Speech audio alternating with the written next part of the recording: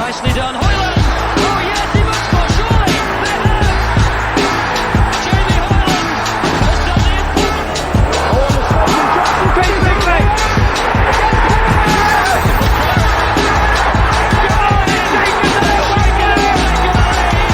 Chris Hussey's got space to defend. Hussey inside the box, tries to square it back. An opportunity. It's there! It's there! Tom's on! And Berry signaling! Wembley is a crowded place from the very good goal here. He's got the right foot. He shot! Oh, what an opening goal! To be back Still, the mighty Shakers.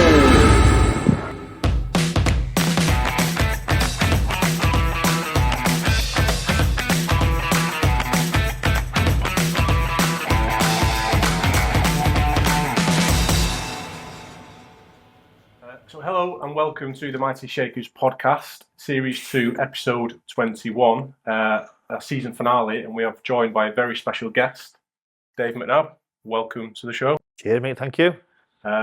We'll just get started with our usual question that we ask everybody, and that is, what is your first memory of Bury Football Club? Probably would have been, I can't remember the year, but it would have been one of the seasons where we came to watch Everton. We played here. I think there was a few seasons on the bounce where it was sort of a pre-season game, and obviously the excitement building for an Everton season, coming to watch potential new signings, and obviously it was a ground that had an old school feel about it, so I was quite enjoyed coming here. I remember one season we played, Andy Johnson made his debut, I think. On all the fans, was that the season? Yeah. All the fans ran on the pitch, and I'm sure he walked off in like his underpants, like his shirt. Yeah, he literally got ripped, didn't he? Yeah. I remember Arteta on the show on it once as well. Just playing him. Best player I've ever seen again. Yeah. Well, we couldn't touch him. Yeah, and we had a couple of good players over the years. I think likes of Arteta, when he come in, like in an average side, he stood out every week, and you could see him. You could see he was destined to go and play a little bit higher. And obviously, he got the move to Arsenal, didn't he? Later on. Yeah. And then I think a couple of seasons, 2017 or so, I think we had a game here as well, and we drew, didn't we, 1-1.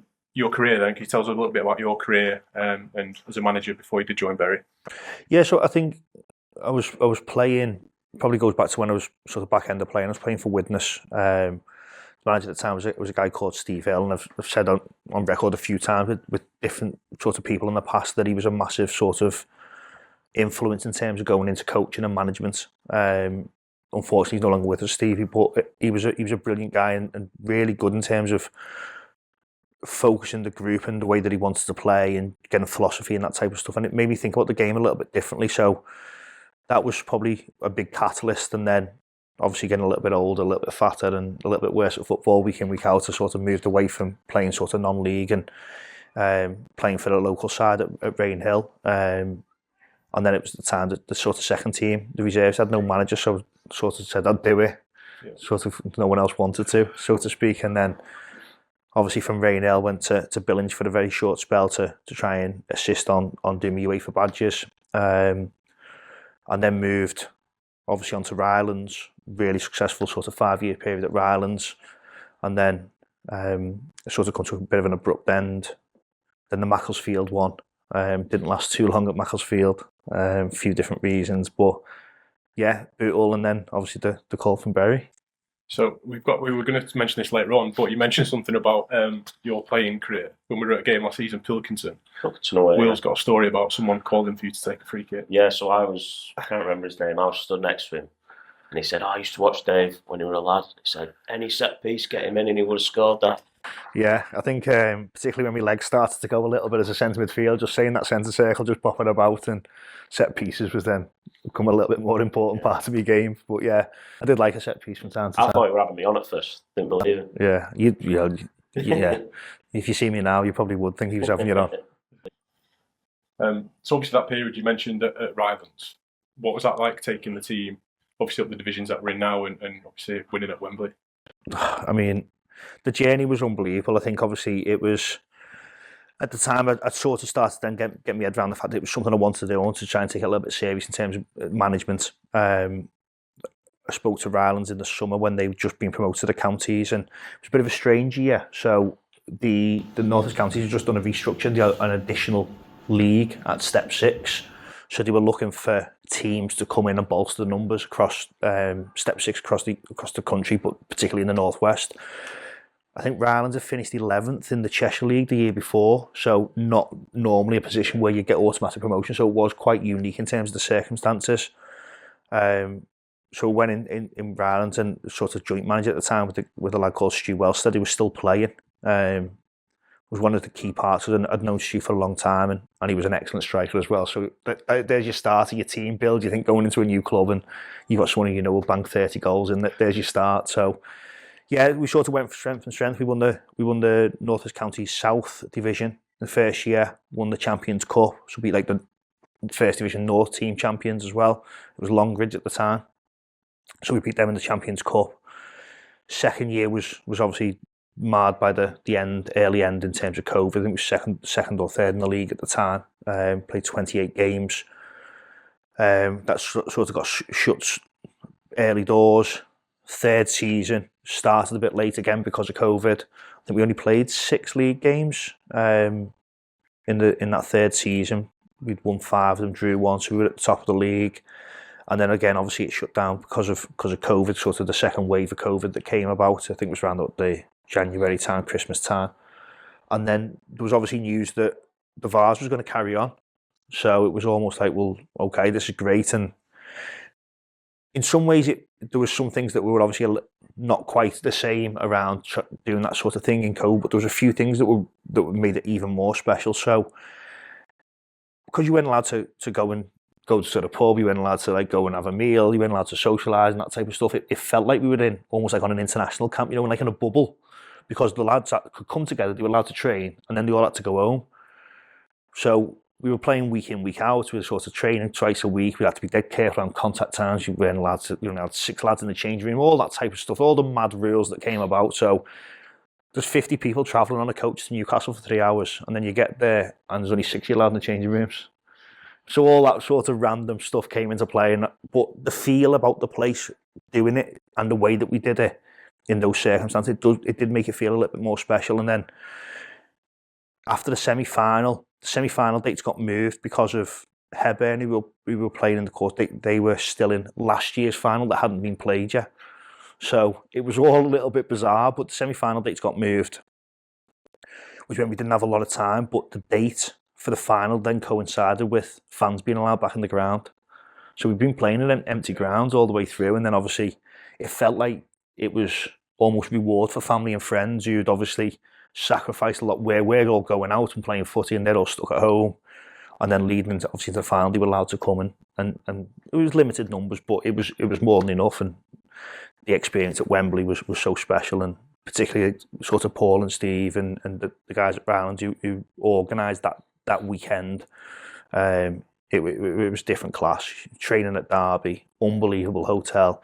Stayed at the hotel that the England camp stay in over in Watford. Went to the game, obviously looking around Wembley, and there was like a few things that you plan your day. So we're quite structured in terms of the way we approach games, but we decided to do the tactical briefing and the team the night before, because obviously all the lads were there before we went for tea, and we thought, we'll repeat it the next day. That's a good job we did the night before, because the next day, because everyone's just like in complete awe of Wembley, everyone's like 700 selfies, and then literally it was like, well, I was in the warm-up for 10 minutes, we still hadn't been changed or anything, so it was lucky we'd done the team the night before, otherwise I'd have just been bombing people like sort of 3 minutes before without an explanation. So, but yeah, the day was unbelievable, and the whole Rylands trip was fantastic. Obviously winning the Vars at Wembley. We then went into the last full season, which was going into Step 4, which is the league that we're about to go into now. And it was a bit weird because we sort of carried on the season from about the March to the May time, and everyone else had stopped. So when it got to the summer, we, like a lot of the players we were targeting or would have liked to speak to, with all the agreed deals, because all their managers have been working since March. So we went into the season knowing that we'd probably need a bit of a higher turnover as we worked through the season, but we had a strong squad anyway. Obviously we lost our sort of hat-trick era from Wembley to Tranmere. Elliot never moved on to Tranmere and went into full-time football. But other than that, we kept the squad together and sort of evolved as we went through the season. But promoted first time of asking, won the league, so that was the last day. Nervous one.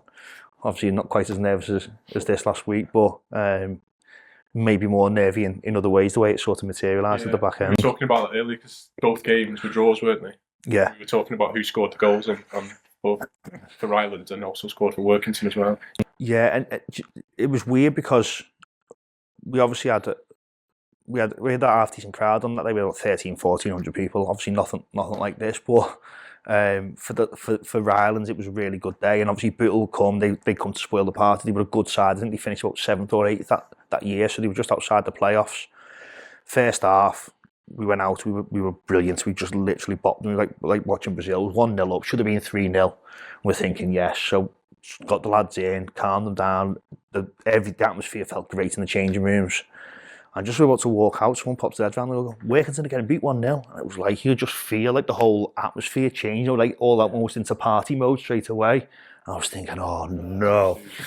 Come out 10 minutes late, 15 minutes late, we're 2-1 down. Workington were getting beaten, then Workington equalised. But the misinformation we were getting on the bench, because obviously there was brutal fans and whatever else, and you don't know who's what, who's who. And there's someone stood behind the bench going, Workington are winning. So it's like 15 minutes left, we're drawing. You don't know who's telling the truth. Yeah, we've got a corner. I'm going to the goalie. Get up! All the fans are going, get back! So it was a crazy day. And then at the end, obviously, we're told that both games are over. So we've won the league. So we're celebrating. There's flares on the pitch. There's everyone, the cans are large. And then next thing, so it's not finished yet. So we honestly, if they would have scored a last minute winner, like it would have looked horrendous, because I think we celebrated the win the league 3 times. Do you have someone now that you trust to tell you the score? So do you have someone just sat at back and dug out and having a look? Yeah, we do. Obviously, I think with some of the obviously tools and techniques you can use now, Twitter and certainly in the league above, and there's an app called Football Web Page, which I don't know if you've seen it, but it is really good. Yeah, it is. It's really good.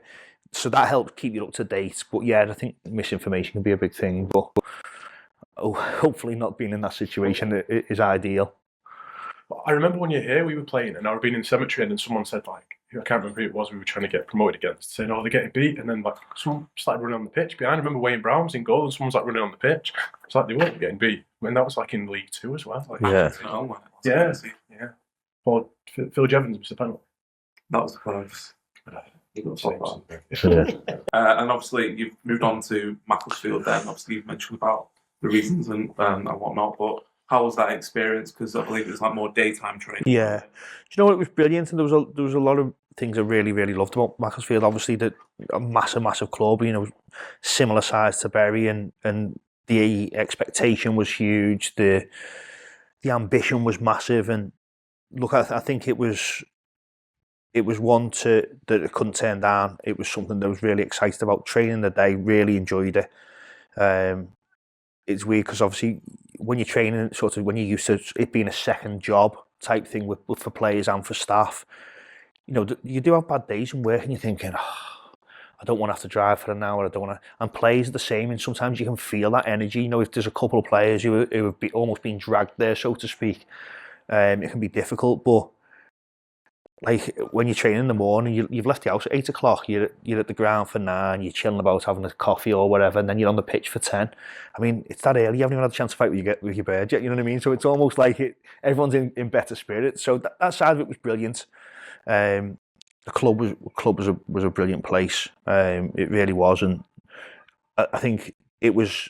I had to get like an agreement with work to take time off work and make the time up on evenings. So I was getting up at like 5 o'clock. I was getting to the ground for 6, half 6. I was having to log on, do a load of emails, clear stuff, get stuff set up for the day from a work point of view, and then the coaches would come in at 9. We'd spend half an hour, 45 minutes finalising the session.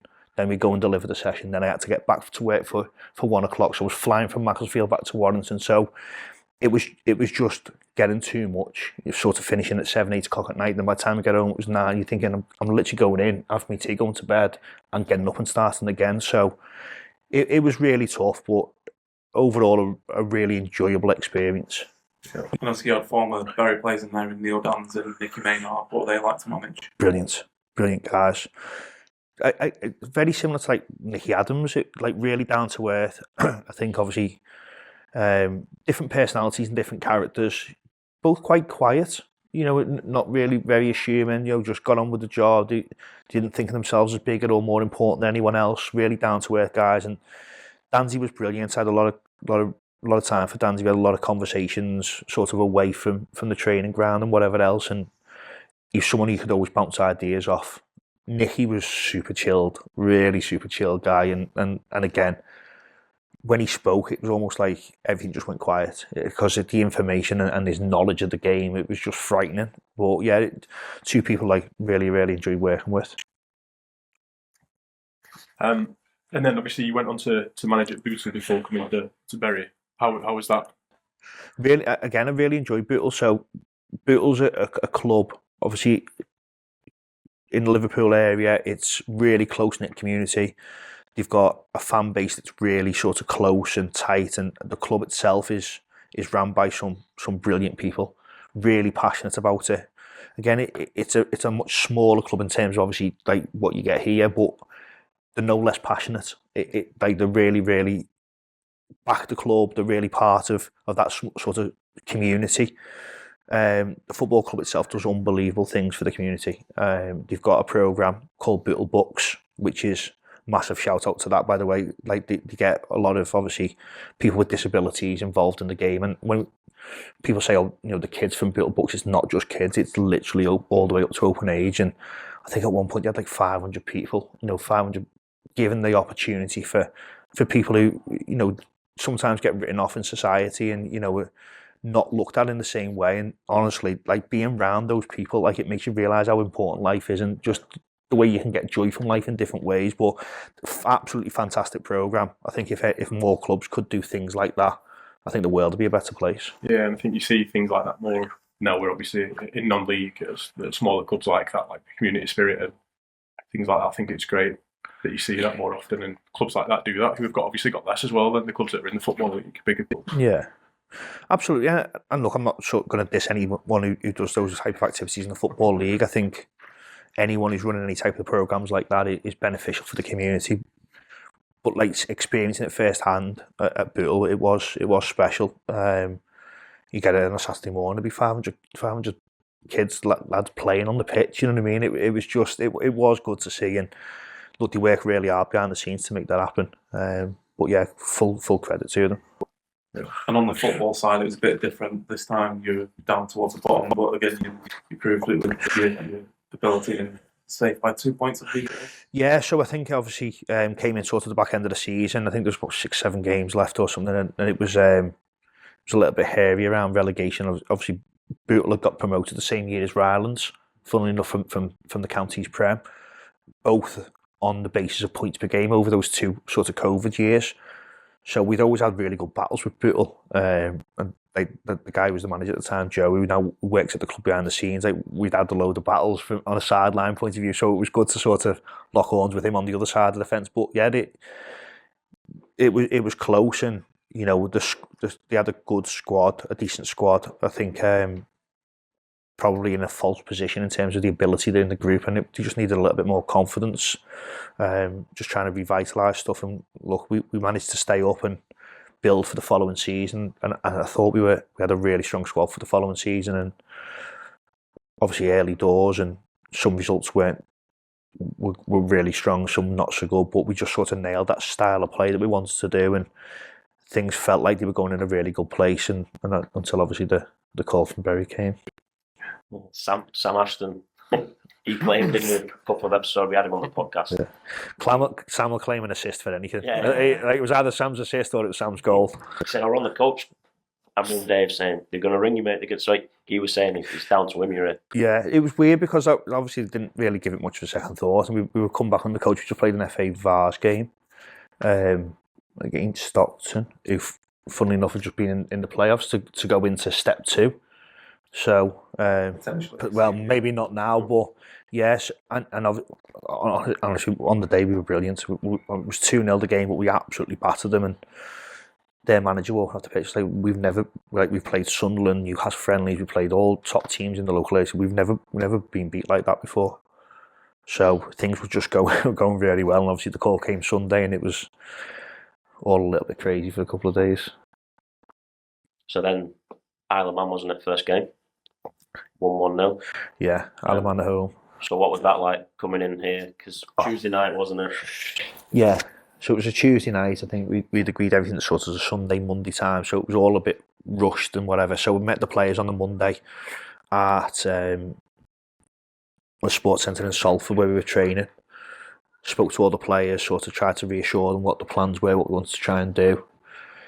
And to be fair, we got a lot of help from, I think it was like Jimmy Moore and Laugh, particularly around picking the team for the first game, because there were some players we knew, some players we didn't know so much, and not that we didn't know all the players, but it was all around, almost like we didn't know how well they'd been playing, who was in form, who wasn't. So we got a lot of help sort of initially, and coming in and like the hairs on the back of your neck just stand up as you're walking down that tunnel, and they still do now. You know, obviously last week was enormous, and you'd expect it, but you know, a Tuesday night game in the middle of January, it's still exactly the same. The feeling when you walk through, every game feels like it's your first game, and I think you've got to treat every game that you come here as your last as well, because things change fast in football, and the experience that you get at a club like this, coming out in front of those fans, honestly, I know it sounds daft, but like as a kid you dream of playing for your local club or whatever, or achieving this, or playing the FA Cup, all these things that you think about. Like walking out there, you feel like you made it. It's almost like that little sort of instinct of, you know, we're professional. We've made it in the game, so to speak. So yeah, it's a feeling that I certainly won't get tired of. I remember that Tuesday night game because I think it was the first time Isle of Man had come to gig. So there was like quite a bunch of them. They were in the South Stand, weren't they? And I'm sure there was like ITV were recording them or somebody. So I'm pretty sure. And I just remember it just had like a bit of a feel to it, because normally we don't get that many away fans who come. Yeah. And they were all there, and they were in the South Stand in the middle as well, making loads of noises like a drum. Pete scored, I think.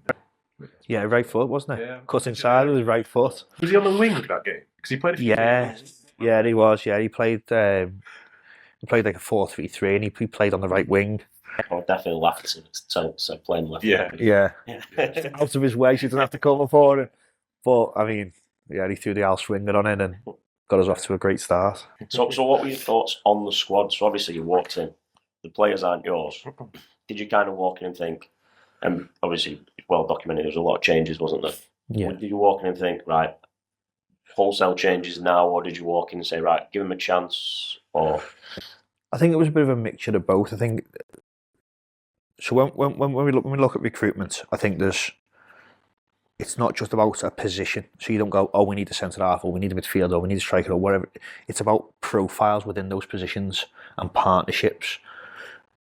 The way I looked at the squad in terms of looking at the profiles of the players, we had a thought that there was not that anyone was a bad player. I thought there was too many players who had the same profiles in the same positions that didn't necessarily complement each other. So, you know, like, you'll have like a big, strong centre midfielder who go round and win the ball back, a destroyer type, and you have that spider in the web who'll link the play. Like, they'll work well together. But if you've got two players who are too similar, either your ball retention is going to be lower, or you're not going to be able to win the ball back, or you're not going to be as dynamic. So it was more around profiles for me. And like I said, there were some very good players here, certainly technically, but it was around making sure we got the right profiles for the way that we wanted to play. So it's about dominating the ball, sort of overloading the central areas, sort of breaking the first line, playing high, being expansive and trying to be creative and score lots of goals. And some of the players in certain positions and the profiles didn't quite suit that. So again, it's each manager and each club wants to play slightly differently. And again, it doesn't make someone a good or a bad player. It's just around, do they suit the style of play and do they suit the players they're playing with? We've spoke about Isle of Man at home, Isle of Man away. That was a very dramatic weekend. Obviously, you travelled out early, partied out at the fans, backdoored it for a Chinese on the Friday night. Yeah. And then had that whole thing on the Saturday. What was your experience of that? Because I think, 1,000 away fans for that man? Yeah, so I mean, the whole weekend was a bit up and down, wasn't it? I think, obviously, the way it worked out, I think we only had so many flights out that were booked together, and then because the flights had been booked late, I think because obviously the fans have booked all the flights up, so there wasn't enough flights for everyone to go at the same time. So like I think there's about 4 or 5 flights that had to go from Liverpool to whatever it was anyway. So I basically said, look, let the players all fly together. I'll go the day before. I'll just take a day off work and just go and speak to people and meet some people. So me and a couple of the coaches decided to do that, just to free up the flights. And obviously we got over nice and early on the Friday, all nice plain sailing, no issues whatsoever. I think I definitely got set up in the first bar we went into. Literally walked in, ordered a pint, literally that much taken off the top. So I went, have a shot. I go, no, have a shot. Right, okay, I had a shot. Next thing, it's all over Twitter. It's like I was plastered, you know what I mean? I ended up being out on a bender for 3 days or something with all the fans. So I definitely got set up there. But yeah, it was, we had a couple of drinks, obviously, on the Friday night. Really good socialising, a good little sing-song in a few of the bars. And then, like you said, tried to be sensible and backdoor. They got a Chinese, went back home, ready for the next day. And I got up and get Jack, one of the coaches, come running in. He was like, Gaffer, like the plane's been turned on. I was like, fuck off, there's no way they're playing. There's no way that's happened. He went, no, honestly, been flying around in circles for 90 minutes. They're going home. So you get up and then obviously you're talking to the people behind the scenes at the club and you're like, oh, what's going on? So we're walking through the town. I've got like my phone, Jack's phone. People stop me, what's happening? I don't know, trying to organise everything. And then obviously there was a right mess. You know, and I think, you know, I remember putting a tweet out around some of the stuff that had gone on, because some of the stuff I was seeing, because people are passionate, aren't they? And some of the miscommunication and some of the stuff that was said out to players was so unfair. So obviously when you go to Manchester Airport, there's loads of stuff to do, there's loads of food, loads of drink, whatever else. Yeah, there is if you've got a boarding pass and you're allowed through the first part. The players hadn't, because they got the boarding pass, they gone through. When they come back out, they didn't have a valid boarding pass, so they weren't allowed into that part. So they were almost put into a room and they were given jugs of water with like 3 cups between them and no food. And they were there from like 7 o'clock in the morning. At this point, it's 3 o'clock in the afternoon. So even if we could have got them out on, like, I think it was a 4 o'clock flight, or they were meant to be getting taxis at one point to Heysham and whatever else. It was like, right, okay, well, we'll all get on the ferry. And it was like, okay, where are the taxis?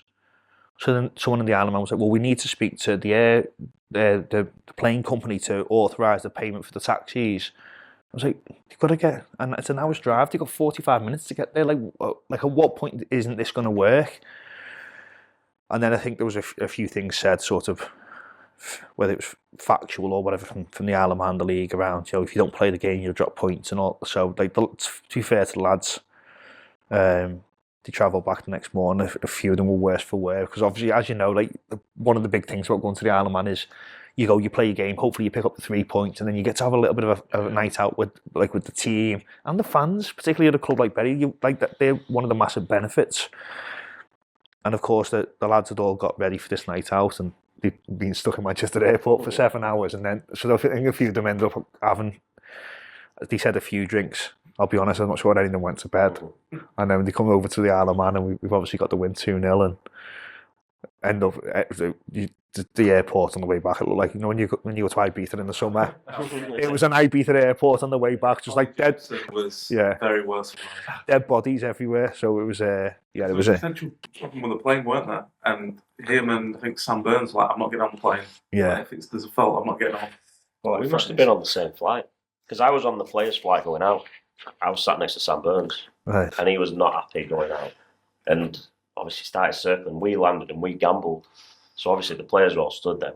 We just said, right, we're getting a taxi to Heysham straight away. Yeah. So we got a taxi over. And we only made it by 20 minutes, and we made a decision like that. So we left them all in the airport, like I said, in flames up. Because we were in 1886 when their stadium went out, and my mate Jake, I wouldn't mention him because he was like, why'd you never say my name? He went to the toilet, and he was like, I've never seen the gaffer look so angry. Yeah, honestly, because I just think it was completely uncalled for. I mean, as if you've got a group of players sat in an airport thinking, I'd rather sit in an airport than go and play a game of footy. It was just like, it was completely uncalled for, but I think it was probably, again, just the emotions of it all with the fans. Everything sort of escalates and sort of intensifies a little bit, because obviously both clubs realised they've got a lot of accountability in terms of making sure there's 1,000 people who aren't too upset. So, yeah, it was certainly an interesting weekend. So obviously later that season, we went on, obviously, we finished in the playoffs and the playoff final. We'll get on to the cheerful stuff after this, but what was that like? Thanks for that. That final game? Obviously, it was really, really disappointing. I think I think it's fair to say we've been a little bit up and down in terms of performances and results leading into the game. Obviously, we had the semi-final here against Charnock, playing on a pitch that was really, really challenging. Managed to get through the game, and then going into the Wythenshawe game, I don't know. It was a strange sort of when you take a step back and start to sort of reflect and go through it. It felt something didn't feel right, and I can't put my finger on what it was, but the whole experience, and obviously it's easy to say now after you've not won or you've not gone through, but yeah, there was something that just didn't feel right about the experience, and I don't know if it was the prep, whether it was other things going on at the time, but yeah, it was a tough take. Like I said, I've been really fortunate enough in my managerial career to win a lot of trophies, and that's probably the only real big game where it's really mattered, where I've not come away with a win, and it's a feeling that we certainly utilised this year and harnessed that to when we were when things got tough, you think back to that and you say, I'm not having that again, so what do we need to do? We need to work harder, we need to work through the problems or work through some of the challenges we've got, and I'm a massive believer that really when the going gets tough, you've got to work harder. That's just the key thing, just keep working hard. You've got a really good close-knit staff, and without them, I certainly couldn't do it, and lean on them a lot and just try and work through those tougher times. But that was certainly one of them. I think obviously throughout the season there were sort of things that didn't go our way, like having a point deduction and things like that. When we ended up being so close to the top as well, like you could look back and point deduction, then we'd have finished here and there. So it was obviously a hard season. It's obviously a very tough way to go out at the end, which makes it feel worse, doesn't it? And then the pitch obviously didn't help at times, having to hire like FC United as well. Yeah, it did. It did feel like a lot went against us in certain spells of the season, and again, it's not about trying to make excuses up. I think there was probably 3 different occurrences throughout the league where you feel like we've let ourselves down there. Obviously, the behind closed door games and the impact they had on us. The Padiham game, obviously at FC, we were in pole position again if we'd have won that game, and then obviously ultimately the playoff final. They're the 3 sort of key moments, I think, and things going against you in terms of obviously the pitch and the way that turned out with the drainage, and there was not much. Certainly, Sully and the team could have done much more on the pitch. They were here night and day, and they all worked their nuts off. But ultimately, the asset had failed. The pitch as an asset had failed, and there wasn't any more that we could have done with it. But when you sat and you're trying to go through the plans for the day with the players, and you're going, when we're going that way in the first half, don't play down the left hand side. You got to, and you're like, when after you say it, and you're obviously trying to make sure that the players are on board, and they go out, and I'm sat there thinking, what's the world coming to? I'm saying, don't play down the left in that half. Play down the. It's just like, so it was tough. It was challenging, but again, it's going back to what makes you as a person, and those tough times make you realise how good the good times are as well. And obviously, like talking about how bad that was, obviously the difference this season and with the pitch that we've got obviously shows, doesn't it, that having the good pitch consistently, being able to play a certain way, and we've obviously reaped the rewards from that as well. Yeah, and I think obviously look you've got to have a tool set and a group of players that can deal with adversity, and that comes in all shapes and sizes, whether it's other teams who are really proficient in keeping the ball, whether it's teams who play direct, whether it's bad pitches, whether it's good, all those things, because let's be honest, we're at a level of football where the variables are massive. It's not like being in the Premier League where every pitch is a carpet and you don't have to worry about the pitch in any way, shape or form. There's so many variables that you've got to try and take into consideration, and things like little tiny tactical tweaks or changes of shape a little bit, or maybe a slight change of tactics. And I think sometimes we've got, like even this season, like some of the games that we've lost, potentially, the West Didsbury game, the Remaker game, I think we've overestimated the impact or underestimated the impact of the playing surface in those games, and that's part of the reason why we drop points in those games. But yeah, look, you work your way through the season, you know that you're going to make mistakes, you're going to make the wrong decision from time to time. You can't get it right every single time, but we got it right 72% of the time in the league. Yeah, we can move on to that, shall we? So obviously this season a lot did go right for us. Obviously, we finished the league on a ridiculous amount of points, having to win that last game of the season. How did it go then from the start of the season? How did that pan out for you? Yeah, I think you look at the season and probably break it down into sort of three big spells, not necessarily all equal spells, but you got the 21 game unbeaten run. You got the mid-season point where there was some ups and downs and some sort of variables, and then obviously the back end, the 15 games where you've obviously come and won every game on the bounce, 9 clean sheets, and particularly playing against your lower Brex, your West Didsburys, and beating the Padihams and beating them along the way. I think the first 21 games, I think it was really good flowing football, playing on the front foot. It was really tactical football in the way that we played, very attacking. Certainly conceded too many goals from time to time, but the goals we were scoring, the way we were playing, obviously got people off the seat and hopefully got people wanting to come back the next week. Some of the magic of that journey was obviously in the FA Cup, and some performance in there. I thought Blythe was outstanding, and obviously the one that stands out the most is probably Radcliffe, and the experience that was for everyone was obviously brilliant. Drew too many games. I think it's fair to say that, drew too many games in that spell, but again, it was, if you look at the games when we drew in terms of where they featured in and around the FA Cup, it was always sort of in between those FA Cup games. There was like, I think it was 4 or 5 of the draws, of the 10 draws we had in total, were in between FA Cup games. So that's an element of the total amount of load that's going through the players. It's concentration levels. Let's be honest again, we're at the level of football we are for a reason, that you can't have everything. And coming here on a Tuesday night, having played Radcliffe on the Saturday, like the amount of energy and what it took out of people, and then you've got to come here and play. You know, I don't mean this for a North West County side that it's their cup final, and it's you're on the come down from your cup final when you play Radcliffe. So it's trying to get that balance right, and obviously we did probably drop too many points, and I'm a massive stickler. I hate draws. Like, they drive me crazy. I'd rather win half, lose half, but we drew too many games, which was good in one way because it made it an unbeaten run. But obviously, the impact that had in the league obviously meant we had to work miracles at the back end of the season.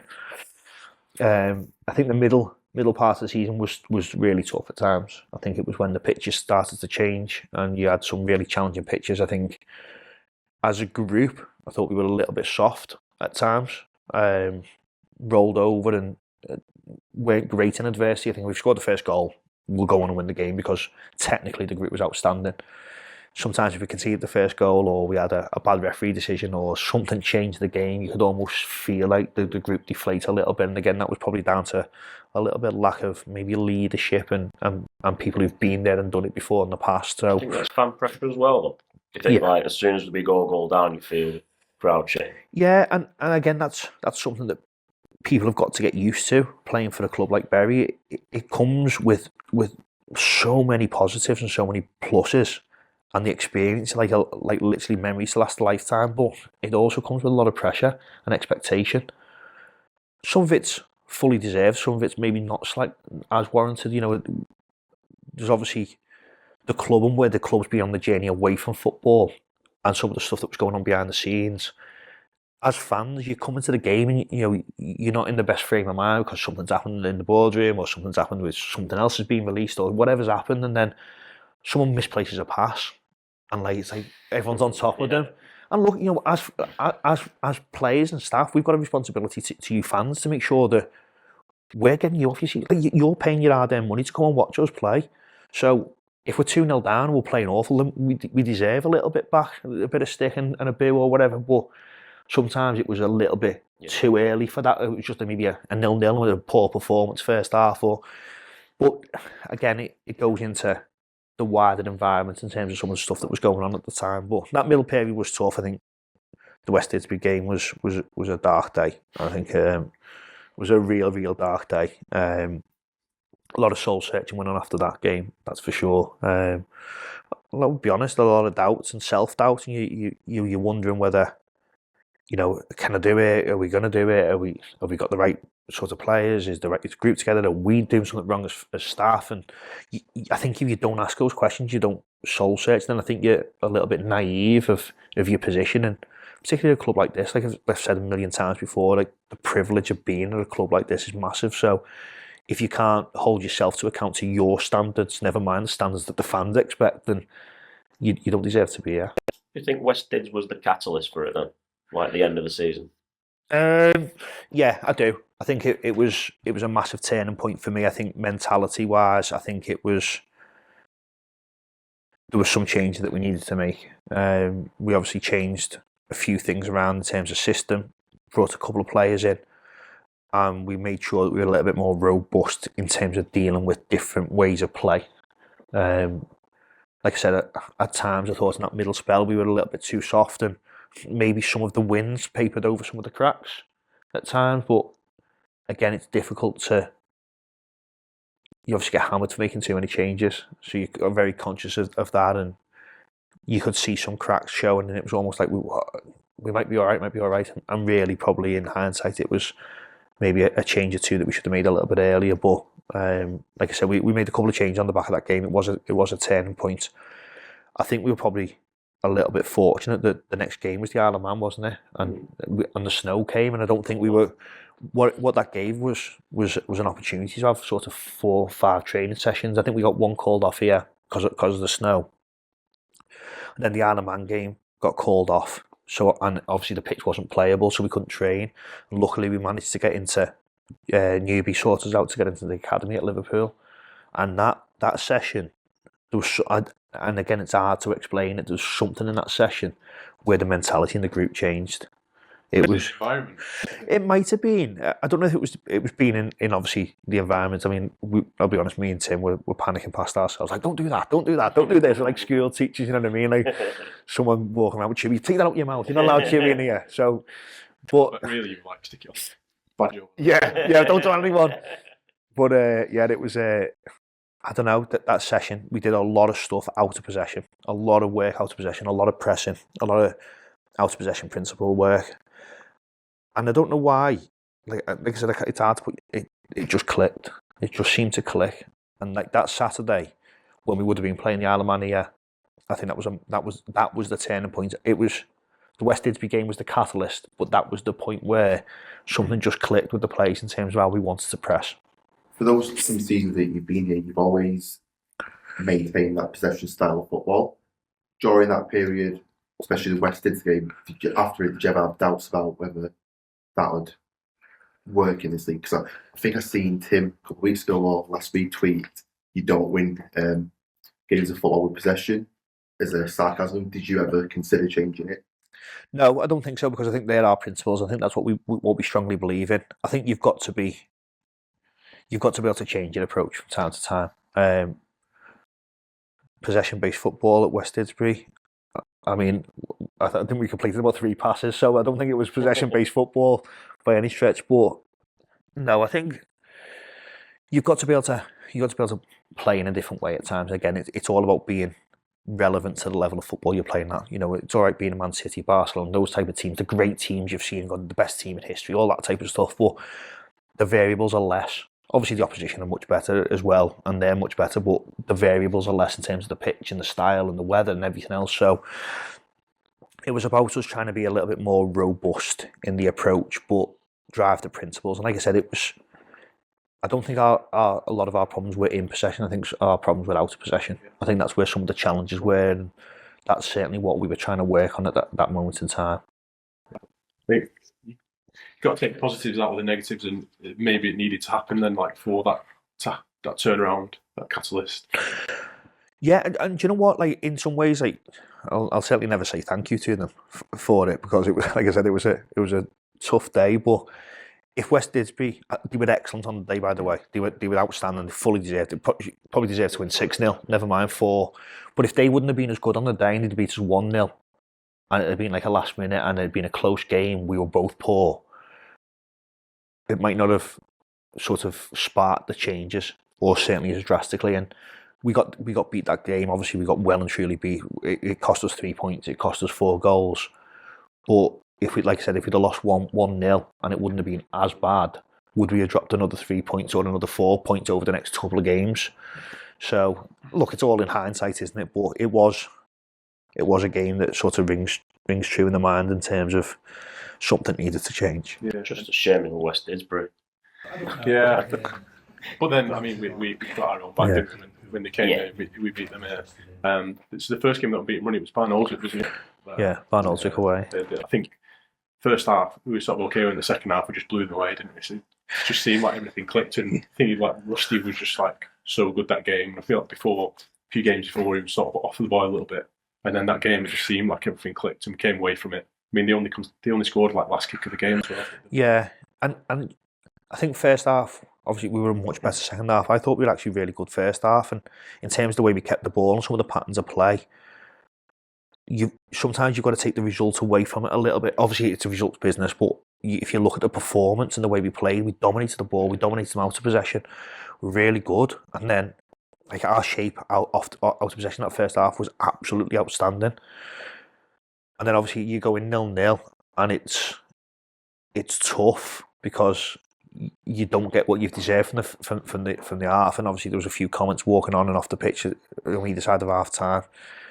But second half we come out and we sort of blew them away, and I think that's been a general theme. It's not that we're setting the team up to not come out and try and win the first half, so to speak. It's you're playing against teams who, like, this is the biggest game of the season for them.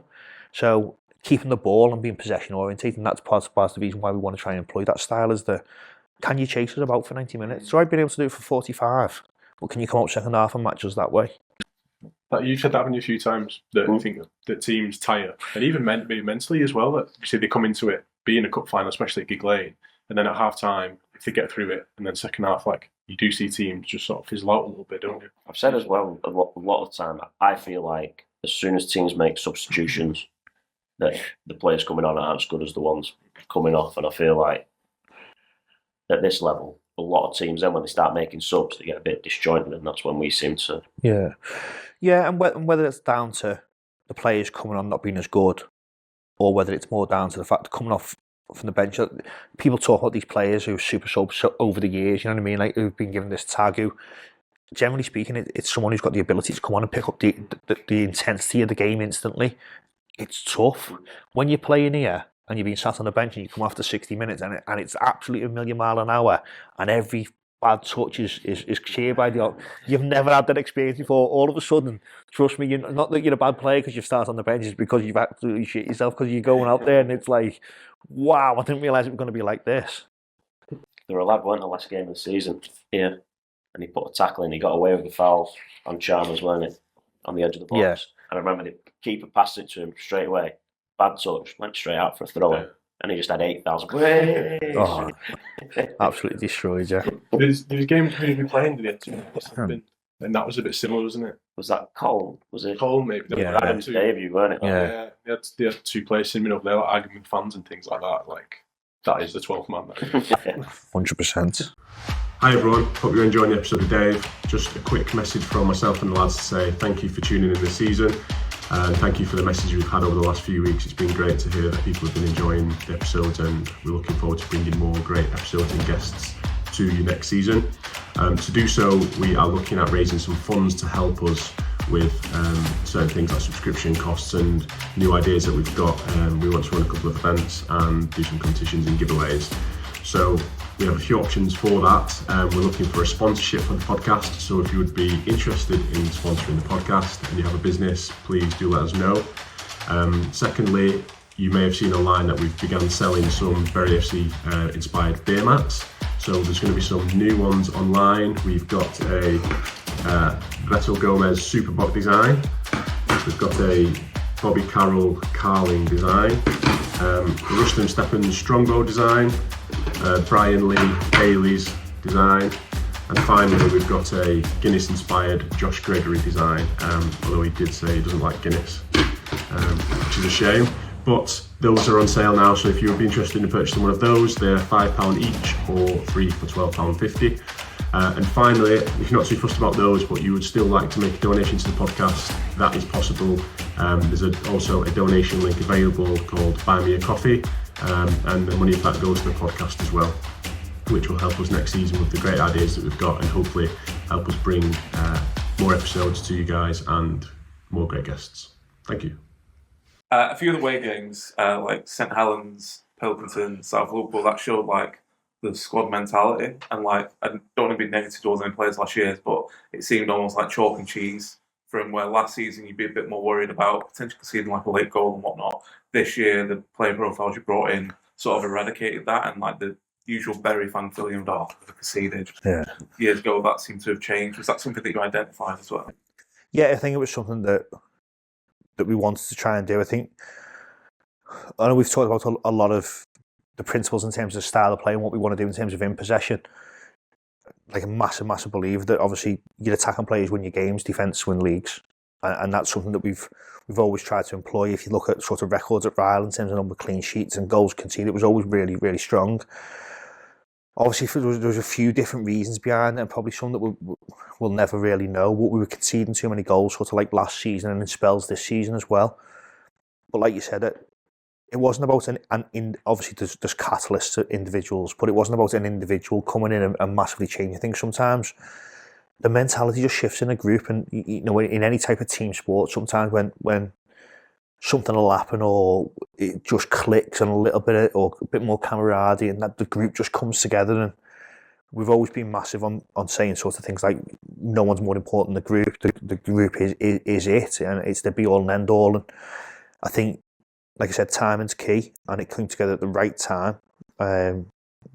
Someone like Aaron Chalmers, that type of player who came in and changed some of the mindset in terms of the players, and big characters like that make a massive difference. Obviously, you guys see them out there, and I know you'll get a feel for them in the bars and whatever else when you speak to them after it, but that changing room was worth 12 points in a season, and the changing room and the group of lads that we had at the end of the season, like it almost got to a point where it felt like they'd rather die than concede the goal.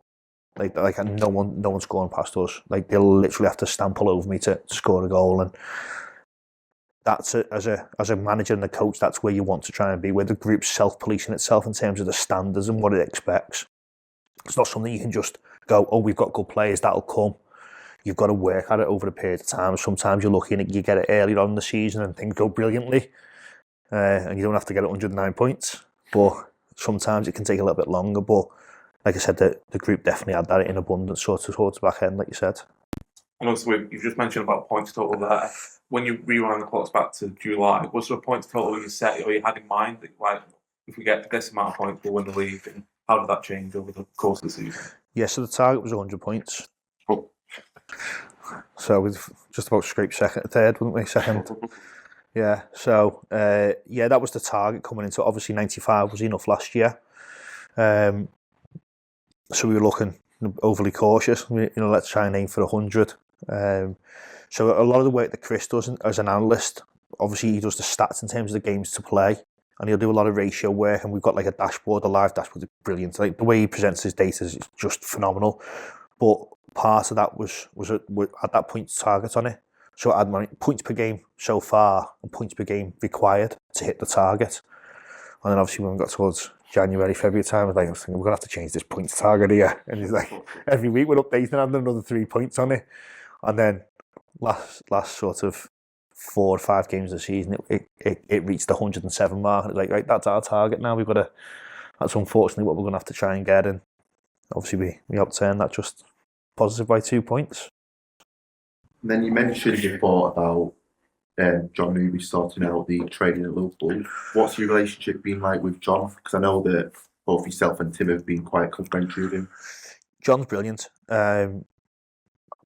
We haven't had any issues with anyone behind the scenes in terms of the board. Obviously, people have got the different skill sets and the different backgrounds. Everyone's fans, and that's like the really good thing about it. Everyone's really passionate about the club. Everyone's got the same shared objectives. There's no ulterior motives. Like in some clubs, particularly some of these old clubs, where someone doesn't want to. Oh, we don't want to progress. We don't want to do that. We don't want to do anything that risks. But everyone's got the same objectives. Everyone's got the same goals. Obviously, people have got different backgrounds. None of the people who are on the board have ran a football club for 10, 20 years. It's not like they've been a chairman here for a long time, or they were chairman of another club and we've gone and poached them. So people are learning along the way a little bit, and I think that's fair to say. The amount of work and effort that goes in by the board is obviously, a lot of it's not seen, but it is fantastic. But for me, John Newby's key to that, because he's the football mind of the board. And obviously, they've all got good football knowledge, but he's played the game. He's played at a level that we'd all aspire to play at, and especially obviously playing here. And I think what he allows to do is sometimes when you've got a frustration or when you've got a want or a need, he's really good at. He's that conduit, so he almost can articulate that in a way that the board can better understand. And whereas I'm going, oh, we need this, and he understands the reason why. So I think having him is a key part, because obviously a lot of conversations go through John, and it's not necessarily targeted in that way. It's just obviously the board's quite big, so you don't want to be seen to be talking to different people, and almost like you're going not behind people's backs, but you're almost like trying to target people for things. So John's a big point of contact for that, anything football related. And then obviously he feeds that into the board and feeds it back in terms of where the board are and what they're thinking. So he's been massive for us. He's been massive, and he's been a massive supporter for us from the get go.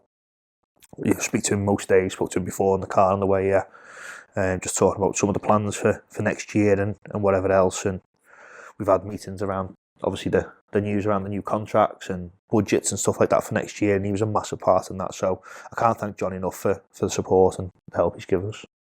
And someone else that was involved in the club until recently was Jimmy Holmes. How much of an impact did he have? Because I believe he was with you at Mlesfield as well. Yeah, so I knew Jimmy before Mlesfield. So I knew Jimmy primarily through my dad, really, because my dad's obviously done a lot of scouting. He's worked at sort of over the last 25, 30 years at United, at Liverpool, at Everton. So in various guises and full-time capacity. So Jimmy was, I think, at Man City for a spell, and then obviously at Morecambe. And I think they had a lot of interactions that got on quite well. So I spoke to Jimmy quite a few times, sort of in non-league around some players and whatever else, and built a bit of a relationship. And then when we went into Mac, obviously that relationship harnessed. And when we were talking about how we want to set the club up and make sure that we've got building blocks in place that not necessarily you need now, but it's the foundations for what you're going to need in the future in terms of what the ambitions of the club are. Jimmy was, and that sort of recruitment role was something that was massive. And then obviously as soon as the board said, it's something we want to explore. Have you got any people in mind? And Jimmy was obviously that person who we wanted to try and bring in at the time. And for the other name in the list was Brian Richardson as well. They were the two people who we wanted to sort of speak to at the time. And Jimmy obviously just come to Mac and really up to speed with the level, and just obviously being in the counties a couple of years before. So it absolutely made sense to sort of bring Jimmy in at the time. You mentioned Brian there. How's he settled in? Yeah, he's doing well. I think obviously the time he came in was, you could say it's ideal or tough. I don't know which way. So ideal from a point of view, he got to see the current group of players, so he can then start to build a bit more of a formulated view of who he thinks is good enough and who he thinks can progress and what positions we need to strengthen. But it was very tough because I think I see my role as almost creating an environment where people can flourish, whether that be staff or players. And then I like to make sure that the responsibility for what we need to achieve is delegated, so I get the best out of other people and let them do what they're good at. I probably haven't spent as much time with Brian as I would have liked to in other circumstances, but I'm lucky we've had the conversation. He's fully aware of the reasons why. We had a league to go and win, and it wasn't like we were 10 points clear where you take your foot off the gas and you can, make sure you concentrate on next season. There was no talk about next season. It was like someone would bring it. I was like, no, not having that conversation. No, let's think about the here and now. So yeah, I think Brian's settled in really well. He's getting to know the people. He's a wonderful person. He's genuinely a real good football person. He's football mad. He's 73, and his passion for the game, it hasn't changed. And his hearing's gone, but his passion and his knowledge of the game certainly hasn't. You just got to repeat yourself 10 times. But no, he's a great fella, and he's been a massive asset to the club. You've mentioned about the fans quite frequently. Obviously, we spoke about Radcliffe, but it's only other moments this year where the supporters have stuck out to you in favourite moment. It's hard because obviously there's big moments. I think obviously the game against Burscough to win the league is the defining moment, and that if you've got better moments than that in your career, then you're lucky. To do what you'd love to do in front of nearly 9,000 people, and the way that the game went and the way that everything happened in the lead up and afterwards, it's like if you're writing a novel and you're writing a story, but that's the ending, isn't it? Like that's the be all and end all. That you can't think of anything better. I thought the game against Cheadle was, from a fan point of view, was brilliant. Obviously, we drove in and seen all the fans outside the pub and the flares and flags and everything else.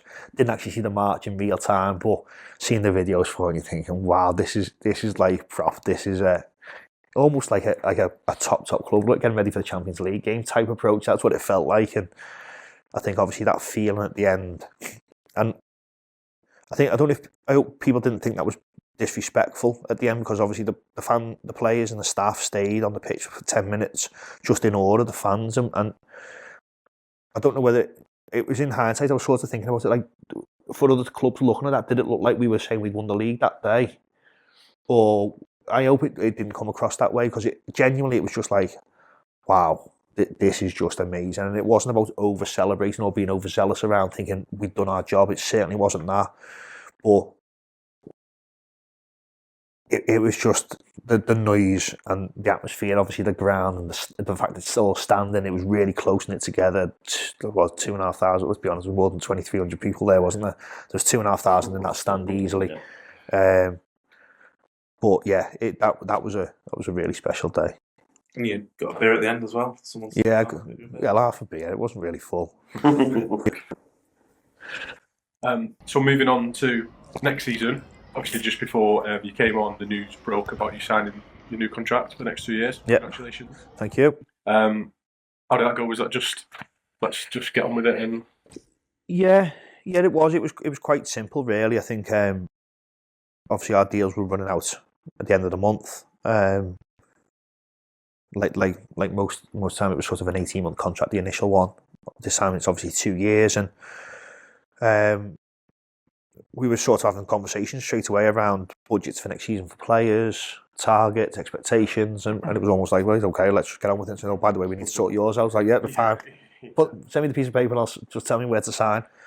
So yeah, it was a negotiation that probably lasted about an hour, if that. It was really simple. Spoke to Gareth and John and Hubes around what we were thinking and what we wanted, and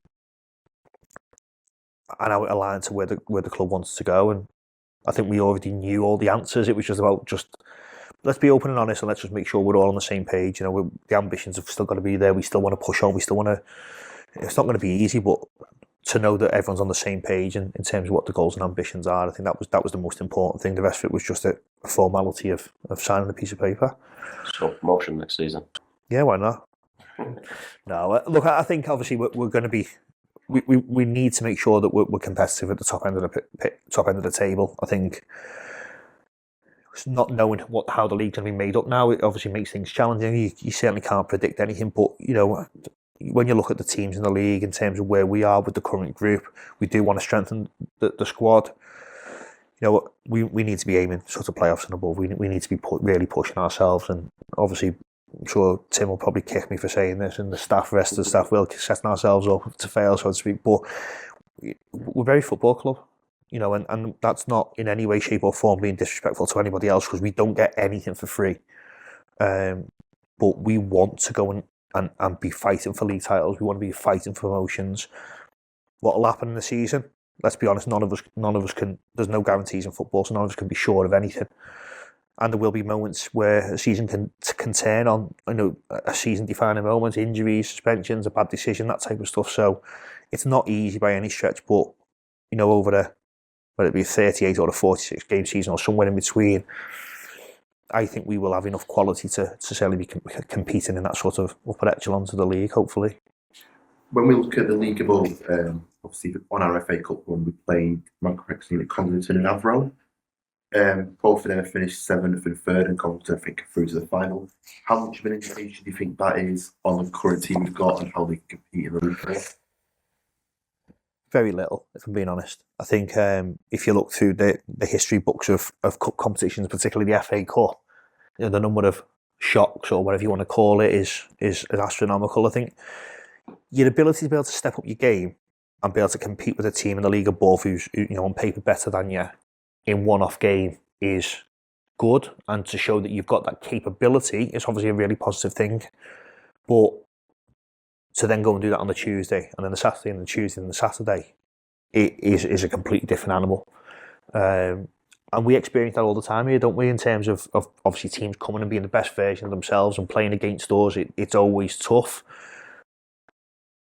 Quite often, if you notice when we've lost games or drawn games, and teams come away from here, like, you know, again thinking that they've won the World Cup, and they go into the next week, and quite often they drop points the following week or two. So it shows how much you take out to play. So it's a similar approach to that. Look, is it a positive indicator? Yeah. Will you take it? Of course. Does it mean we can go and beat them next season twice? Absolutely not. So each game's got sort of its own merits. We have to go into each one with that in mind. Will you be at the playoff final with confidence? Yes, I will. So I've been to watch a couple of games since we finished. I went up to Worksop last night. Watched Worksop against Aston United. Narrow game, could have gone either way. Worksop just edged it at the end, and obviously looking on the football web pages out to see how all the teams were getting on, and obviously the Congleton game went to penalties, but Hensford managed to beat Vauxhall, probably quite a close game, I believe. So yeah, Hensford, Congleton, I think it'll be a tough game. I think the job that they've done over at Congleton's been nothing short of outstanding, you know, sort of promoted. I think they won 2 or 3 cup competitions as well last year on the way to promotion. The manager's done an unbelievable job, and he's a great guy as well. So obviously they'll have a tough game, because Hensford obviously probably favourite to finish in second, but 2 good sides, and you know, let's see who we've got to play next year. Speaking of the World Player Finals, it's Loughborough against Paddy. Who do you think's going to be coming up with us?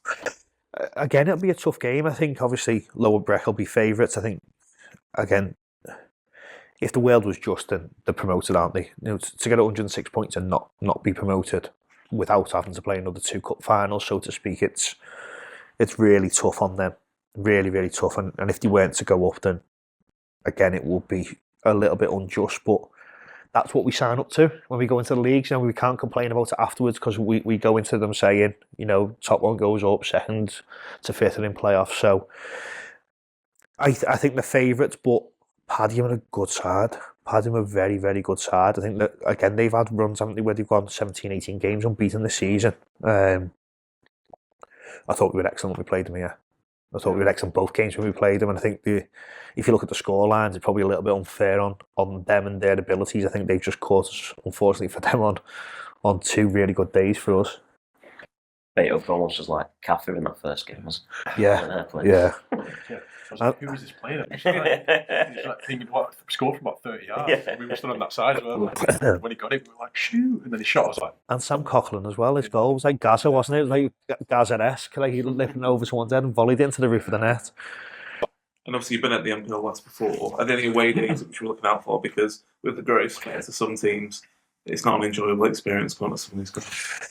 Yeah, I think some of that, obviously the grounds are tough, particularly like the sort of shared sort of facilities, that type of stuff. It's hard, but yeah, there's some big clubs in the league above. Obviously Hensford, depending on what league they're in. Congleton we've been to before. That's a nice little ground. Bittles pitch is absolutely outstanding. Nantwich is a nice ground to go to. So yeah, it'll be interesting. I think it'll be good experience. I think obviously a lot of you guys haven't been to some of those grounds before, or certainly most of you wouldn't have been to those grounds. So yeah, we'll get to Holmes with Avro again. I'm sure you'll enjoy that. That was obviously a battle, I believe, in sort of counties days. So yeah, some good little grounds to go to. Some Kids Grove, so they've got Tom Pope as manager, isn't he? Yeah. Kids Grove. And is that where all the Jepson Jepson's was? there as well. Yeah, he's gone back. Oh, is it? Yeah, so he's gone back there now. And Saul Shotton. It's all shot in. He's been giving us a bit of aggro on Twitter. Yeah. A few interesting fixtures. Talking of next season then, have you started to have discussions with any players about retaining them and new signings as well? Because that started, it sounds like you're not having much time off. Yeah, I think obviously it starts straight away. Players, I think it's only fair that you contact the players and you speak to the players. So started some initial conversations yesterday. They were all out on Saturday, so they were out for a day and night out in Manchester. So I didn't want to phone them on Sunday or Monday, sort of add to the woes, so to speak. But no, I think I started speaking to a few players yesterday. if by the time this goes out, I haven't spoke to you just yet. It's not that you're at the bottom end of the list or anything like that. I'm working it through from top to bottom. It's not in any particular order. So yeah, it's starting to speak to players, put offers in front of quite a few. We've got option years on a few that we're going to be taking, and then obviously be a few who don't quite make it. So I think again, it's just about trying to be as open and transparent with those players, whether it's someone who's not going to be offered a new deal, giving them enough time to go and speak to the clubs and make sure that they can get the best deal possible for them in plenty of time, but also to the players who we are keeping, because obviously that offer, whether it be through taking an option year up or whether it be through a new sort of contract, non-contract type stuff, it'll all be conditional and based on some things that we will need them to work on and improve on, because ultimately we can't afford to stand still. So this group of players, individually, every single one of them is good enough to play in the league above. No doubts about that. But they've all got areas that they need to improve on. And I think it's not necessarily about trying to scare people into, oh yeah, we want you to say what you're not going to be playing. It's not about that at all, because we want to try and keep sort of 12, 13 in this group together. But they've all got areas that they need to improve on. And if we want to keep driving the standards for this football club, then they all need to come back better versions of themselves than what we finished. And at the end of the season, they need to be a better version even still. Are there any players there you mentioned about becoming a better version of themselves? Are there any players from the beginning of the season that like really surprised you where they kind of went to? Yeah, I think one that sort of stands out is probably Rusty. I think obviously we played against him a couple of times, didn't we, this season before, and he always sort of seemed to have a good game against us, and I believe he did in the games before I was here as well.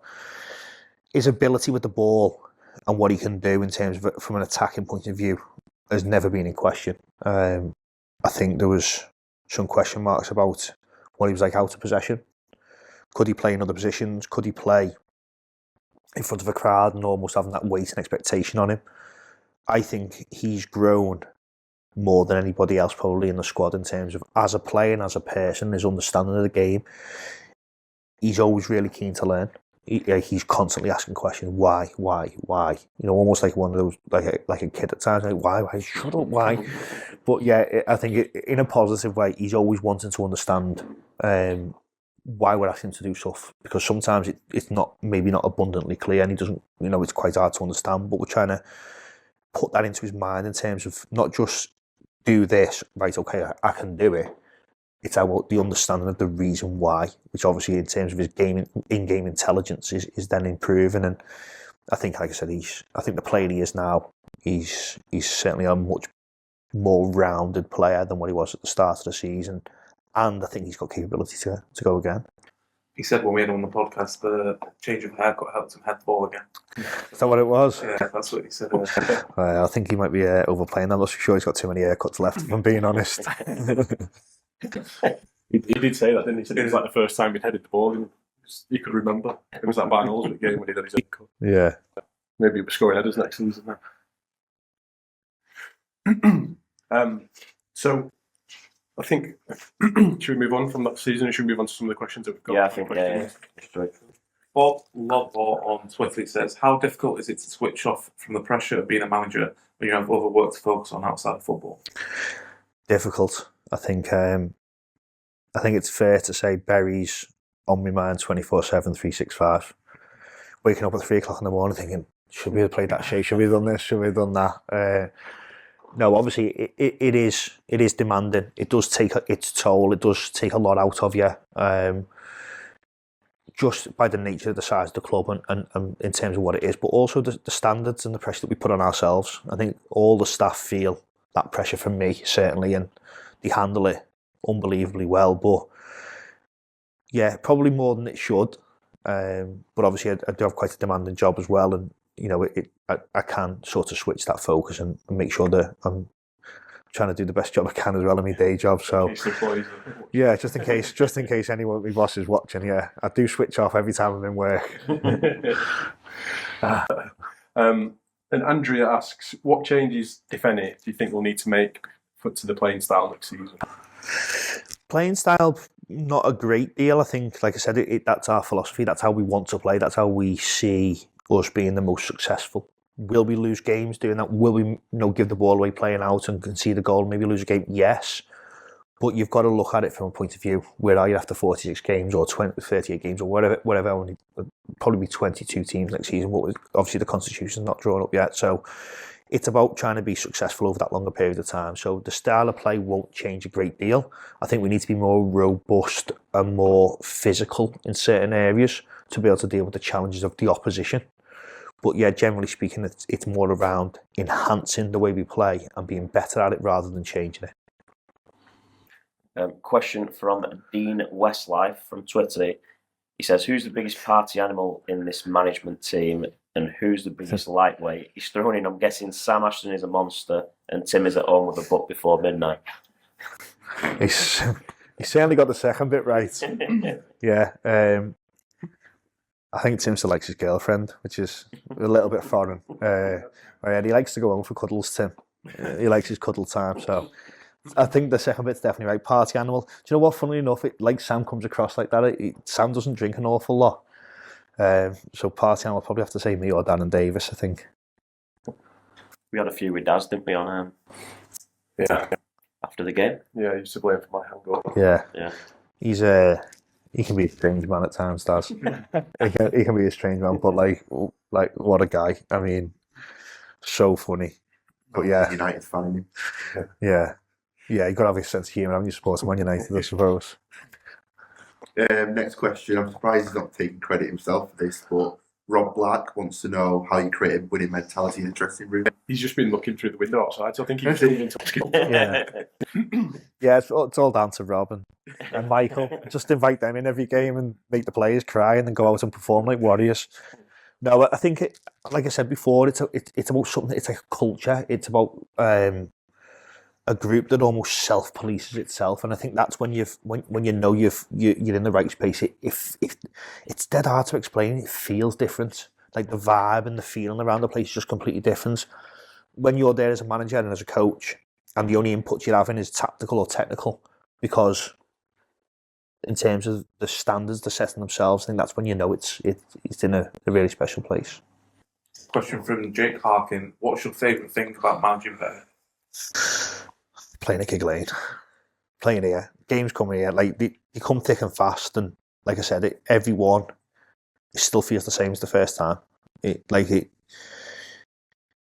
pressure, and we've talked about the pressure and the challenges and how difficult it is, but like the privilege to be part, like still shape myself at times to say like you're really the manager of Bury Football Club. Like to be bestowed that honour and that privilege, it's something that I honestly don't take lightly. And every game I come here, I just you just hope it's not your last. Like I just want one more. But yeah, that's definitely the best thing about Bury. Chris on Twitter asks, what's more stressful, managing Bury or watching Everton? Definitely managing Bury, 1,000,000%. I think watching Everton can be pretty stressful. I think over the years, but I think where I am now in terms of what my priorities are, personal priorities, I'd rather Bury win a corner than Everton win the league. And I know that some of my family will probably have a little bit of a moan about that comment, but I mean it in terms of personal impact and what it means to you in terms of you support your club and you sort of look at it in that way in terms of followed Everton all my life, mum, dad, everyone sort of supports Everton, family, but like when you're part of this, it becomes part of your soul. It's so strange to try and realise how important and how big a feeling you can have for a football club and what you do and what you achieve on a Saturday. It's like every Saturday, when you win on a Saturday, you've got that hour of relief, pride, happiness, overjoyed, and then it's almost like straight into then planning mode for the next game. But everything about this club, it like I said, it's a really, really special club, and yeah, that's definitely that one. Just to put context, when you mentioned your family there, obviously you posted on Twitter about family as well. How important has that been, like that transition? Like obviously your wife comes to all the games and other family members, and how supportive and are they Bury fans? Yeah, definitely. I think my mum and my wife come to most games. And to be fair, they've supported me all the way through non-league and my whole sort of career. Obviously, when you're at a club like Bury and gig, and it almost becomes a little bit easier to go and watch games. But like, to be fair to them this year, they've been to every away game as well. So having people who support you is massive in any walk of life. I think having people who support you when you sacrifice so much in terms of time and holidays, they've got to be in a certain 2 weeks period. You know what I mean? Like, I will only go away at the beginning of May. It's the only time I can go away because of everything else that goes on around it. So yeah, you can't go out on Friday nights. You can't do, those type of things, those little sacrifices that you don't think anything of week in, week out, but like for your wife and your mum, your dad, your family, it does sometimes mount up over a period of time. And for them to sacrifice as much as they do to allow me to do this is like, I do owe them a lot. And to have them here at the games and seeing them, obviously that's something that is quite important to me, and obviously it makes me emotional as well, because when you're winning a game, you look up and you see them, they're all made up like that. That's as special as obviously the sort of interaction with the fans. Kyle Balkett says, how high do you think you're capable of taking us up the pyramid before you move on? Oh, I don't know. It's a really good question, and obviously at some point, Barry will have to start to think about going to full-time football. If I'm still here at that point, and then I'll have certainly have done my job. Will I ever go full-time? I don't know. I genuinely don't know. I think it's something that I would 1,000,000% consider. Obviously, there's a lot of things at place, and the last thing you want to do is go full-time. You lose your first 6 games of the season and get sacked, and you just give up your full-time job. But like, honestly, I think it's. I've just signed the next 2 years. I think I'm really, really looking forward to it. We've got our goal and our aspirations in terms of what we want to do. How far can I take Barry? I don't know. But one thing I've always said, and one thing I want to be true to myself about is, whatever that is, when the time's right for me to hand it over to somebody else who's more equipped to take Barry to the next level, that's when I want to hand it over. The most important thing, it's not about me. I'd love to be here forever, and I'd love to have a role at the club, whether it be ball boy or water boy or whatever it is. Sort of after someone bigger, better, and more experienced comes in as a manager, then whether that's in the next year, next 5 years, 10 years, whenever it is, I don't know. But like I said, it's really important to me that it's about Barry, not about me. Paul McMahon's asked if you could find one player you came up against last season that you think will bolster the squad going into the new season, who would it be? God. You're going to get me shot by a manager here, by another manager. Yeah. I'm trying to think of someone who's maybe been released somewhere. No, I don't know. I think we've obviously got a big pool of players that we are interested in. The most important thing is securing the players that we've currently got, that we need to keep. I think that's massive. And I know obviously it doesn't answer the question directly, which I'm not going to do. Politicians answer. We're going to be speaking to some players who we either come up against or we went out and watched. Obviously, in due course, I think people are still under contract at the moment. But yeah, we're looking to probably bring 6-7 lads in. So there's going to be some strengthening going on around the team. But like I said, the most important thing at the minute is current players. A question from Phil Rainey. How would you rate our current squad going into the MPL West compared to your Rylands team that won it in 2022? Really good question. Really good question. I think the group we had at Rylands was really, really strong. If you look at some of the players now, sort of in attacking areas, we had Cal Dolan, we had Kane Drummond, both playing league football. You know what I mean? They've gone on to even better careers. They'll probably go even further. With Elliot and Everton just left, another one, full-time football. Players like Dean Fairman, midfield, sort of 58 international caps. A little bit of a funny story about Dean when he signed for the club. Obviously, when you sign a player, it's always like the media team want to do that little thing in the programme, like who's the best player you played with, and you'll sign one player and it'll be, Dave Jones, who played for whoever, Rangers, when it was under 10. And they were like, well, I can't really pick because we played against a midfield three of Xavi Alonso, and Iniesta for Spain, against Spain. So Dean was a fantastic player. Then you had like your real leaders at the back, your Sam Edgerton to Vic Smith, those type of players. Bucko, former sort of League One footballer. So that team was very experienced, it was very solid. I think individually that team probably had some more standout players. I think this team has got more of a team build and ethic around it. So 2 really strong teams, slightly different sort of builds of how they're set up, but that would be a great game, that. It'd be a great game, that. Yeah.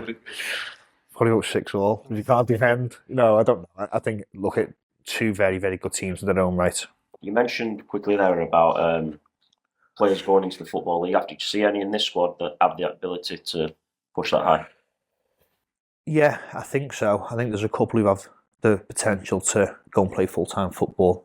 I don't want to call them out because I'm doing someone else's scouting job for them, otherwise, aren't we? But yeah, I think there's a few players who have got the capability, in terms of the physical capability, to go and play full-time football, Conference, League 2 level. There's a few that we would like to help get there. There's a couple of who we think aren't too far away, but probably need to brush up and tidy up on certain aspects of the game that we want to try and help them with, and we think that now is not the right time for them to go and make those sort of moves.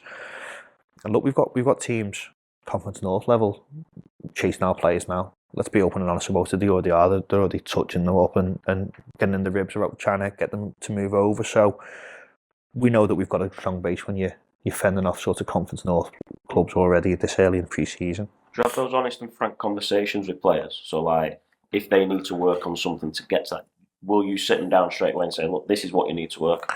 Yeah, absolutely. Like I said, I think the key part for me about being a manager is you've got to be open and honest as much as possible. You've got to make sure that people understand what you want and what you need, and then looking at it from a personal development point of view. And one thing that Tim always talks about, and obviously we say to players, is we can't be more passionate about your development than you. So if you're as passionate about your development as we are, you will improve as a player. We will work with you. We will give you anything you want and anything you need. Will you get to the level you want to be at? Who knows? Because that's obviously down to your ability and a little bit of luck along the way. But in terms of obviously trying to work with people to try and make them better, we try and give them as much information as we can. And then certainly a lot of the coaching sessions, particularly on Tuesday nights, which is why we talked a lot about the 2 sessions a week thing. But Tuesday nights we do a lot of individual work. So we'll take the players away either individually or smaller groups, and they'll work on something that's very specific to either their development or to the position that they're playing. Shaker on Twitter asks, how difficult is it to keep a player who you want to keep in the squad, knowing it's mainly players who play at this level, so somebody who may be out of the squad but you want to keep them involved? Yeah, it can be tough. Obviously, you remember the difficult and the challenging conversation more than you remember the good ones. It's the one part of the job I hate. I hate leaving people out of the squad. I hate leaving people out of the team. If you could have sort of 17, 18 lads playing at once, I would do. But it's an important part of the job, and it's about being respectful. It's about being open and honest, and it's about trying to make sure that you lads are bought into the journey in terms of what you want to do. And 9 times out of 10, it's more around form than anything else, because you like to think that the drop off or the difference between your 2 right backs or your 2 left backs or your 2 centre forwards or whatever it is, there isn't a lot between them, and it is more about form. When you've got to drop a lad out of a squad, particularly obviously if that impacts wages and stuff like that, it is more challenging. But I can't allow that element of it to impact the decisions that I'm making. And I know that sounds a bit heartless maybe at times, but I'm employed by Berry to make sure that I pick the squad that I think is the most important for that game. And sometimes, obviously, there are financial impacts there. But again, it's about making sure you treat people individually and make sure you have that respectful conversation with them and try and tell them why. Some of them don't agree with it, and that's fine. Do you know what? Sometimes it's wrong. Sometimes you make the wrong decision. But I think as long as you can explain your decision and the reason why, people can respect you for it and obviously get on board with it, which obviously makes them want to be part of what you're doing. And Chad? What's your Chinese order? Oh God, I don't know. I like to mix it up a little bit. I don't mind salt and pepper chicken. I think that's probably my go-to. Classic. Yeah. Okay, we'll move on to the quick fire questions then. Messi or Ronaldo? Messi. Favourite ground that you've managed at? Oh God. Gig. Closer. Close second is Wembley. Worst away ground. Oh God! Do you know what one I really didn't like the feeling of? Probably partly because of the result as well. Wickham, when we played them in the Vars. Remember the one in Newcastle where they didn't have a boundary or any type of rope off. Yeah. I thought that, I don't know, it ruined the atmosphere a little bit. It almost felt like you're playing part on the ground, part on the pitch. So probably that one. If you could have one dish for the rest of your life, what would it be? Oh, some kind of pasta dish. What is your Nando spice level? Hot. What would be your perfect 5 items on a full English breakfast? Sausage, bacon, egg, beans, black pudding. Very black. Yeah. Very black pudding. Is there anything that you'd like to pick up from football?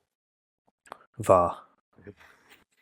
100%. And the last one is, do you have any superstitious pre-match routines? Because Sam actually said that you're pretty superstitious. Right. No. So I've never, as a player, I never had any superstition. Never had anything that was just like literally turn up, focus, plan, prep. I was always really trying to prepare and make sure it was the right way. Went into management and obviously you pick up a few things along the way, but never anything massive. We started the season and we obviously went through pre-season, and the media team said to me, I think it'd be good for the fans to get to hear from other members of staff in post-match interviews. I was like, yep, of course, no problem. So everyone had a different interview slot. And we go into the season, I think I did the first game, and we went into it, and then all of a sudden someone said, you've not lost the game, since you've changed the interviews. And it just rattled me. And I was like, right, okay, so I'm not doing an interview now. And I was getting loads of stick on Twitter around like, oh, the gaffer's not coming out for interviews, what's going on? And I was like, I can't tell them why. So the media team was saying to me, why aren't you doing the interviews? I'm like, because we've not been beat for like 10 games, for 15 games, 20 games. And then the first one was obviously the Harbour game. But yeah, it was, so that got into my head a little bit. And that was the reason why the staff went out. I thought it was a really good idea that the staff went out, because, like I said, the work they do largely goes unnoticed. I think people don't consider the amount that they do, and again, the sacrifices, and they're all like exceptional at what they do. So that sort of started that off, and then the next one was around routine of putting left sock on, right sock, left boot, right. I was like, oh, this is getting stupid. And then I had a certain jacket I had to wear, so I think we'd ordered some new kit, because I think we'd ordered like new kit, like for the winter, and this jacket come, Barnoldswick away, wore it to that. We were playing here, when was it? The second to last, I was roasting, I was sweating me nuts off, I could not take that jacket off. And I don't know why, but there's something about when you're in that winning mindset, and like I said, I've never really been superstitious before, but it got to the point where I think I was developing like genuine OCD. There was something like my marbles, I'd lost my marbles a little bit. I was like, I can't not wear that jacket. I need to wear. I had to pull the trainees out that I had on at Wembley. I was like, they're falling to bits. So I need to stick them together for the last run in. But yeah, funnily enough, I actually didn't place my jacket in my bag for the last game of the season. My head fell off big time. It was a complete accident. Honestly, I had a meltdown in the changes. Like, the players weren't aware, obviously, but I was in the stand. I was like, I can't believe I've done it. I think we're going to lose.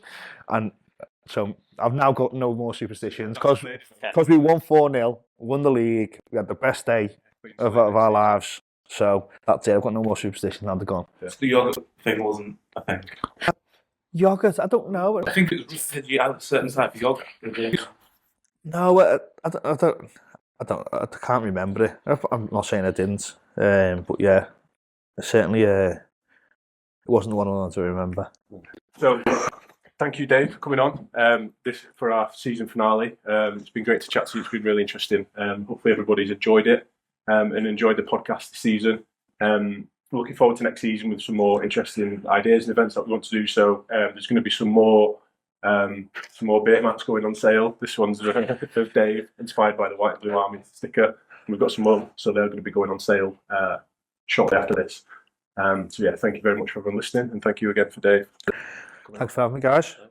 Cheers. Pop the shakers. Nicely done, Hoyland. Oh yes, he must score, surely. They have.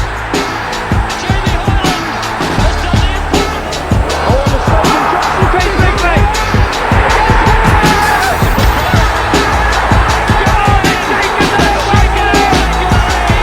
Chris Hussey's got space in front. Hussey inside the box, tries to square it back. An opportunity. It's there! It's there!